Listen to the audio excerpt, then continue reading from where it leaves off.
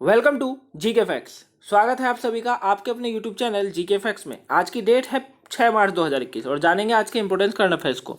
साथ में हर क्वेश्चन के इंपोर्टेंट पॉइंट्स को हम इस वीडियो में डिस्कस करेंगे। अच्छा, इस वीडियो की पीडीएफ फाइल का लिंक वो मैंने नीचे डिस्क्रिप्शन बॉक्स में दे दिया है, तो आप उस लिंक पे क्लिक करके पीडीएफ को डाउनलोड कर सकते हैं। वीडियो को एंड तक जरूर देखिएगा क्योंकि वीडियो के एंड में क्वेश्चन पूछूंगा जिसका आंसर आपको कमेंट बॉक्स में कमेंट करके बताना है। साथ में इस वीडियो में आपके लिए एक मोटिवेशन भी है, तो उसे भी आप जरूर ध्यान से सुनिएगा। तो चलिए वीडियो को स्टार्ट करते हैं और देखते हैं आज का सबसे पहला क्वेश्चन। तो आज का सबसे पहला क्वेश्चन है कि निम्न में से international day of the midwives कब मनाया गया है। तो international day of the midwives ये कब मनाया जाता है? तो ये जो मनाया जाता है वो मनाया जाता है 5 मई को। तो ऑप्शन जो डी है वो बिल्कुल राइट आंसर है। 5 मई को जो है हर साल international day of the midwives मनाया जाता है। देखिए, इसको जो मनाने की शुरुआत हुई थी वो 1992 में हुई थी। कब हुई थी? 1992 में हुई थी। और इसको मनाने के पीछे उद्देश्य यही होता है कि यह दिन जो है, यानी कि मिडवाइफ जो दिवस होता है, यह दिन जो है ये मिडवाइफ्स के काम करने वाले लोगों को समर्पित है। ठीक है, और माताओं एवं उनके नवजात शिशुओं को प्रदान की जाने वाली आवश्यकताएं देखभाल के लिए इस दिवस को भी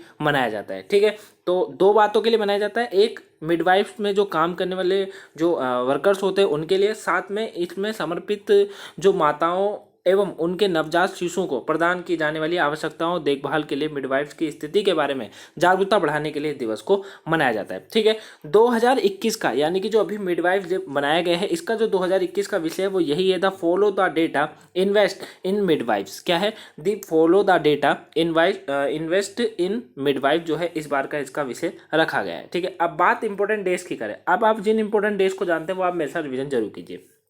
चलिए, अभी 1 मई को क्या मनाया गया था? 1 मई को मनाया गया था विश्व श्रमिक दिवस। वहीं 2 मई को अभी विश्व हास्य दिवस मनाया गया था। 3 मई को अंतर्राष्ट्रीय पत्रकारिता स्वतंत्रता दिवस मनाया गया था। क्या मनाया गया था? 3 तारीख को मनाया गया था अंतर्राष्ट्रीय पत्रकारिता स्वतंत्रता दिवस मनाया गया था। वहीं 4 अप्रैल को एक तो विश्व अस्थमा दिवस, दूसरा विश्व कोयला खदान दिवस भी मनाया गया था। तो याद रखिएगा, इंपॉर्टेंट डे से। नेक्स्ट क्वेश्चन है आज का, निम्न में से किस कंपनी ने याहू इंक को खरीदने के लिए 44.6 बिलियन डॉलर का ऑफर दिया है? तो अभी ये किस कंपनी के द्वारा दिया गया याहू इंक को खरीदने के लिए 44.6 बिलियन डॉलर का ऑफर? तो ये दिया गया है माइक्रोसॉफ्ट ऑफिस के द्वारा। तो ऑप्शन ए जो है वो बिल्कुल राइट आंसर है। माइक्रोसॉफ्ट ऑफिस ने जो है अभी याहू इंक को खरीदने के लिए ये ऑफर दिया है। देखिए, याहू इंक की बात करें तो ये अपने टाइम पर एक सबसे ज़्यादा सर्च इंजन हुआ करता था जब गूगल या क्रोम नहीं चलता था तब। ठीक है, तो ये दुनिया का नंबर 1 सर्च इंजन हुआ करता था, लेकिन आज जो है ये काफ़ी पीछे है। ठीक है, लेकिन आज भी इसमें जो है 50 मिलियन यूजर हर महीने न्यूज़, फाइनेंस और स्पोर्ट्स के लिए आते रहते हैं। मतलब इसमें सर्चिंग अभी भी होती है। 500 मिलियन यूजर जो है अभी भी इससे जुड़े हुए हैं। तो अपने टाइम पर ये बहुत बड़ा सर्च इंजन हुआ करता था। ठीक है, अब इससे क्या होगा, जो माइक्रोसॉफ्ट ऑफिस ने जो है ये याहू इंक को जो अभी ये ऑफर दिया है, अगर ये एक्सेप्ट होता है तो इसके दौरान जो होगा गूगल को एक बहुत बड़ी चुनौती इस समय मिल सकती है, क्योंकि माइक्रोसॉफ्ट और याहू इंक मिलकर एक बहुत बड़ा जो है एक सर्च इंजन लॉन्च कर सकते हैं। ठीक है, बात माइक्रोसॉफ्ट ऑफिस की करें तो माइक्रोसॉफ्ट ऑफिस की जो स्थापना है वो कब हुई थी? नवंबर 1976 में। ठीक है, 26 नवंबर को हुई थी। याद रखिएगा कब हुई थी? 26 नवंबर को हुई थी और 1976 के अंदर हुई थी। ठीक है, इसका जो मुख्यालय है वो वॉशिंगटन में है। कहाँ पर है? वॉशिंगटन में मुख्यालय, और इसके संस्थापक बिल गेट्स हैं, सभी को पता है। नेक्स्ट क्वेश्चन है, किस राज्य सरकार ने हाल ही में गोपबंधु संवादिका स्वास्थ्य बीमा योजना लॉन्च किया है? तो ये किस राज्य के द्वारा अभी किया गया है? गोपबंधु संवादिका स्वास्थ्य बीमा योजना। तो ये जो शुरू किया गया है वो किया गया है किसके द्वारा? ये किया गया है उड़ीसा सरकार के द्वारा। तो ऑप्शन बी बिल्कुल राइट आंसर है। उड़ीसा सरकार ने जो है गोपबंधु संवादिका स्वास्थ्य बीमा योजना अभी लॉन्च किया है। अच्छा, ये योजना है क्या? देखिए, ये पत्रकारों के लिए एक योजना है। किसके लिए है? पत्रकारों के लिए। देखिए, नवीन पटनायक जी, यानी कि जो उड़ीसा के मुख्यमंत्री नवीन पटनायक जी, उनके द्वारा कहना है कि उड़ीसा राज्य के कार्यरत पत्रकारों को अग्रिम पंक्ति के द्वारा कोविड-19 योद्धा घोषित किया गया है। ठीक है, नवीन पटनायक जी ने जो है उड़ीसा के जितने भी पत्रकार हैं उनको कोविड-19 योद्धा घोषित किया है। और ये जो गोपबंधु संवादिका स्वास्थ्य बीमा योजना के तहत, इसी के तहत जो होगा राज्य में 6,500 से अधिक पत्रकारों को लाभ मिलेगा। ठीक है, उड़ीसा में जो है 6,500 पत्रकार हैं, इनसे अधिक ही हैं, और इनको जो है इस योजना के तहत जो है लाभ मिलेगा। और एक स्वास्थ्य बीमा योजना है जो कि उड़ीसा सरकार द्वारा ये पत्रकारों को दी गई है, और इसमें इनको कोविड-19 का जो वैक्सीन है उसको भी लगाने की बात की गई है। तो याद रखिएगा, गोपबंधु संवादिका स्वास्थ्य बीमा योजना ये पत्रकारों से रिलेटेड है, जो कि उड़ीसा सरकार ने अभी लॉन्च किया है। अब बात उड़ीसा की करें, क्योंकि उड़ीसा ने लॉन्च किया है, तो देखिए ये है उड़ीसा के बारे में कुछ इंपॉर्टेंट पॉइंट। जिन पॉइंट्स को जानते हो आप मेरे साथ रिवीजन जरूर कीजिए। अभी राज्य सरकार ने कोविड-19 के प्रसार को रोकने के लिए 14 दिन का मास्क अभियान भी लॉन्च किया था। राज्य के किसानों ने सौर कार का निर्माण किया है। राज्य में 69वां सीनियर नेशनल वॉलीबॉल चैंपियनशिप का उद्घाटन हुआ। पॉइंट्स बहुत इंपॉर्टेंट है वाला। सीपीसीबी के द्वारा जारी देश के 112 सबसे प्रदूषित स्थलों में ओडिशा का पहला स्थान मिला है। राज्य इंडियन वीमेन लीग 2020 और 21 की मेजबानी करेगा ओडिशा। राज्य सरकार ने मां समलेश्वरी मंदिर के लिए विकास पैकेज की घोषणा करी है। देश के सबसे बड़ा हॉकी स्टेडियम की नींव राज्य में ही रखी गई है। राज्य सरकार ने कोविड योद्धा स्मारकों के निर्माण करने के लिए अभी निर्णय लिया था। किसके लिए? कोविड योद्धा स्मारकों के निर्माण करने के लिए ये जो अभी निर्णय राज्य सरकार के द्वारा लिया गया था। राज्य में वार्षिक अधिवेशन शुरू किया गया था। वहीं राज्य में प्रसिद्ध तौसाली राष्ट्रीय शिल्प मेला भी शुरू हुआ था। डीआरडीओ ने स्वदेशी रूप से विकसित पृथ्वी 2 मिसाइल का सफल परीक्षण इसी राज्य में किया था। पॉइंट्स इंपॉर्टेंट है। अंतर्राष्ट्रीय हॉकी महासंघ की 2023 पुरुष हॉकी विश्व कप की मेजबानी अभी राज्य करेगा, यानी कि उड़ीसा करेगा। और वहीं राज्य के मुख्यमंत्री ने परिसम पोर्टल का भी शुभारंभ किया था। तो करण से उड़ीसा के बारे में ये पॉइंट्स इंपॉर्टेंट है, आप रिविजन जरूर करते रहिए। अच्छा, मैप में कहाँ है? मैप में ये है उड़ीसा। उड़ीसा की राजधानी देखिए, उड़ीसा की जो राजधानी है वो भुवनेश्वर है। क्या है राजधानी? भुवनेश्वर राजधानी है। राज्यपाल गणेशी लाल है, मुख्यमंत्री नवीन पटनायक जी है। राज्यसभा की 10 सीटें हैं।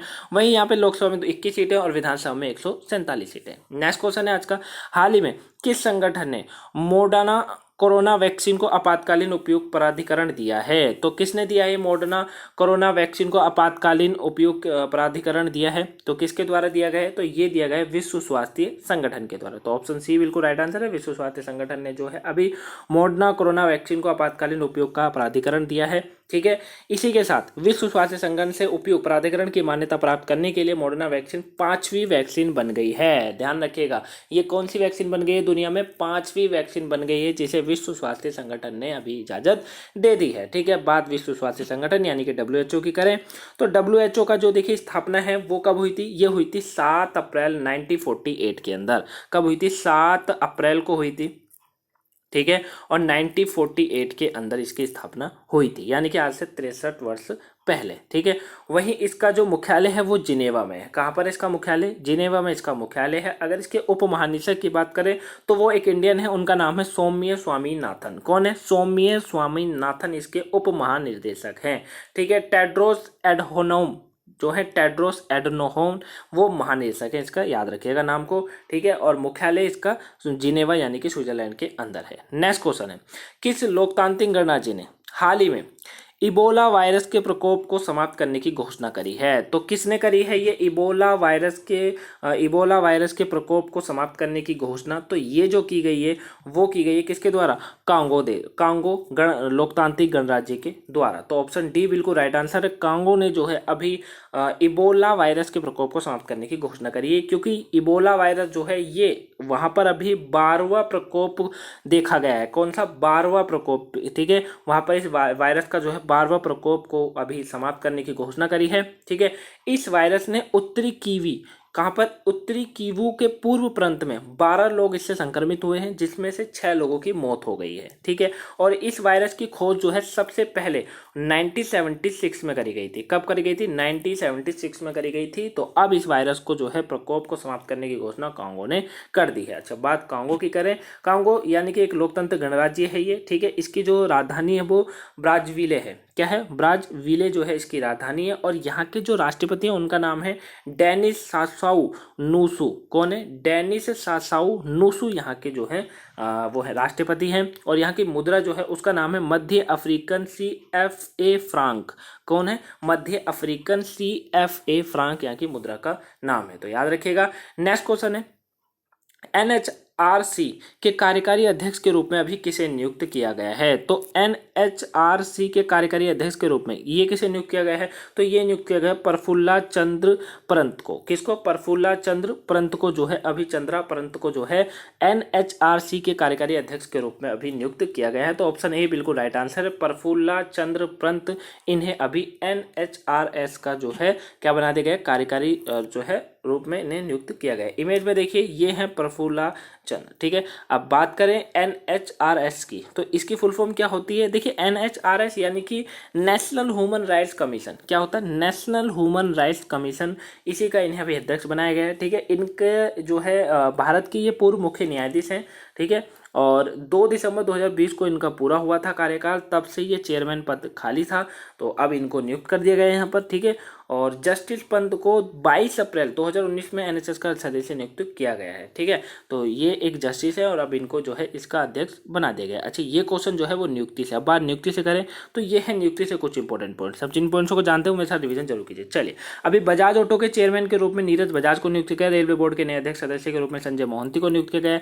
अमिताभ चौधरी एक्सिस बैंक के अभी MD और CEO बनाए गए हैं। वही वैशाली हिवासे सीमा सड़क संगठन यानी कि ब्यूरो की पहली महिला कमांडिंग अधिकारी नियुक्त की गई हैं। अतुल चक्रवर्ती HDFC बैंक के चेयरमैन नियुक्त किए गए हैं। वित्त वर्ष 2022 के लिए नेस्कॉम कंपनी के अध्यक्ष के रूप में रेखा मेनन को नियुक्त किया गया है।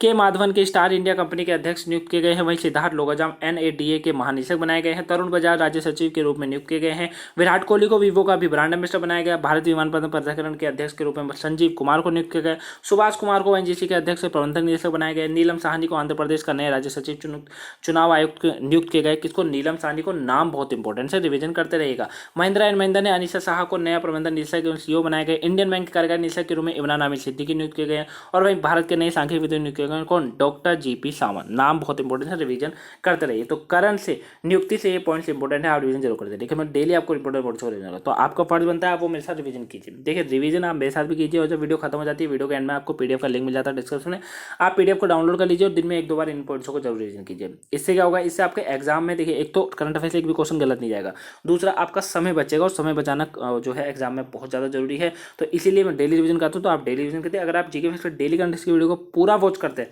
तो ऑलमोस्ट आपको सभी पॉइंट्स याद हो गए होंगे, क्योंकि मैं हर, चाहे वो राज्य से हो चाहे वो किसी देश से हो, पॉइंट्स को जरूर रिवीजन करता हूँ। तो रिवीजन करना ना छोड़िए, रिवीजन कंटिन्यू करते रहिए। अच्छा, अब जानते हैं आज का मोटिवेशन। देखिए ये है आज का मोटिवेशन। देखिए, शिक्षा कभी व्यर्थ नहीं होती है, भले ही वो किसी भी तरह की ग्रहण की गई हो। तो बिल्कुल बात सही है, डेली आपको यही बात समझाता हूँ कि शिक्षा कभी भी जो है व्यर्थ नहीं होती है, वो कभी खराब नहीं जा सकती है, वो आपके जीवन में हमेशा काम देती है। आपको सफल बनाने में सबसे बड़ा योगदान शिक्षा का ही होता है, ठीक है। और आपकी सोच को बदलने में जो है, आपकी थिंकिंग, आपके दिमाग में, आपके माइंड में नई चीज़ों को लाने में शिक्षा का बहुत बड़ा योगदान होता है। तो यह शिक्षा चाहे किसी भी चीज़ की हो, चाहे किसी काम की हो या किताबों की हो, वो कभी व्यर्थ नहीं जाती है, वो हमेशा काम आपको आती रहती है। तो हमेशा ग्रहण करते रहिए शिक्षा को, जहाँ से भी आपको मिलता है पढ़ते रहिए, जितना भी आपको समय मिलता है उस समय में। तो ये मोटिवेशन है आज का। कैसा लगा है कमेंट बॉक्स में बताइएगा। जो पसंद आया तो वीडियो को लाइक कीजिएगा, चैनल में नए हैं तो चैनल को सब्सक्राइब कर लीजिए, और गाइस शेयर करना ना भूलिएगा, प्लीज़ शेयर जरूर कर दीजिएगा। नेक्स्ट क्वेश्चन है आज का, किस भारतीय एथलीट को अंतर्राष्ट्रीय ओलंपिक समिति के बिलीव इन स्पोर्ट्स अभियान के एथलीट राजदूत के रूप में अभी नामित किया गया है? तो बताइए किसको किया गया है ये एथलीट? अंतर्राष्ट्रीय ओलंपिक समिति में बिलीव इन स्पोर्ट्स अभियान के लिए एथलीट राजदूत के रूप में ये नियुक्त किया गया है। ये किसे किया गया है? तो ये किया गया है PV सिंधु को। तो ऑप्शन बी बिल्कुल राइट आंसर है। PV सिंधु जो है, इन्हें बिलीव इन स्पोर्ट्स अभियान के लिए एथलीट राजदूत के रूप में अभी नामित किया गया है। PV सिंधु नाम याद रखिएगा।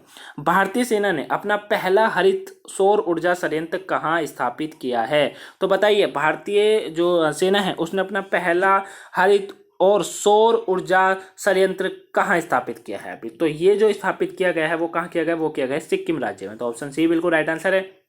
सिक्किम राज्य के अंदर भारतीय सेना ने अपना पहला हरित सौर ऊर्जा संयंत्र स्थापित किया है। बात सिक्किम की करें, सिक्किम की राजधानी गंगोटक है, ठीक है। और वहीं यहाँ के जो राज्यपाल है उनका नाम है गंगा प्रसाद। मुख्यमंत्री प्रेम सिंह तामंगा है। यहाँ की विधानसभा की जो सीटें हैं वो 32 हैं। राज्यसभा में 1 सीट है, लोकसभा में भी यहाँ पर 1 ही सीट है।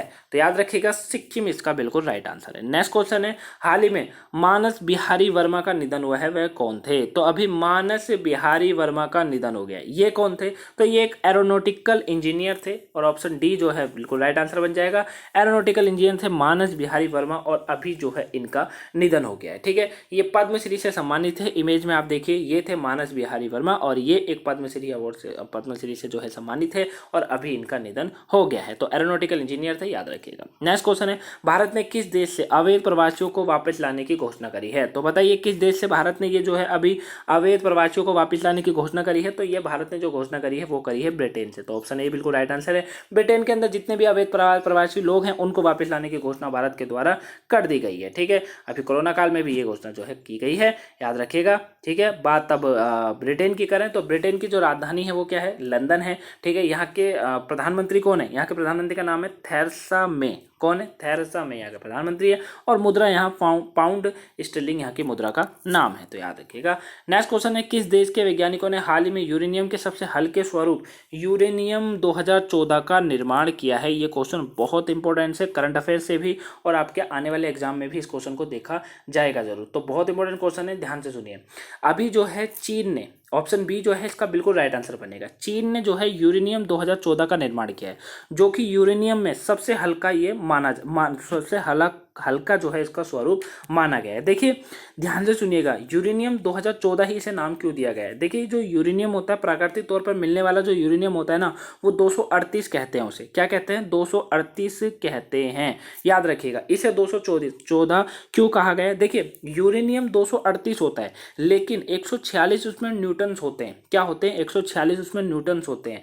जबकि चीन ने जो यूरेनियम खोजा है वो 214 में बनाया गया है, 214 यूरेनियम ही है वो, उसमें सिर्फ 122 ही न्यूटन्स पाए गए हैं। कितने? 122 ही न्यूटन्स इसमें पाए गए हैं, इसीलिए ये सबसे हल्का स्वरूप यूरेनियम 2014 नाम दिया गया और ये सबसे हल्का यूरेनियम है। तो याद रखिएगा ये चीन के द्वारा इसका निर्माण किया गया है। अब बात चीन ने करी है तो बात चीन के इंपॉर्टेंट पॉइंट्स की करें तो देखिए ये है चीन के बारे में कुछ इंपॉर्टेंट पॉइंट, जिन पॉइंट्स को जानते हो वैसा रिवीजन कीजिए। अभी स्थायी अंतरिक्ष केंद्र के लिए मुख्य मॉड्यूल का भी लॉन्च किया था चाइना ने।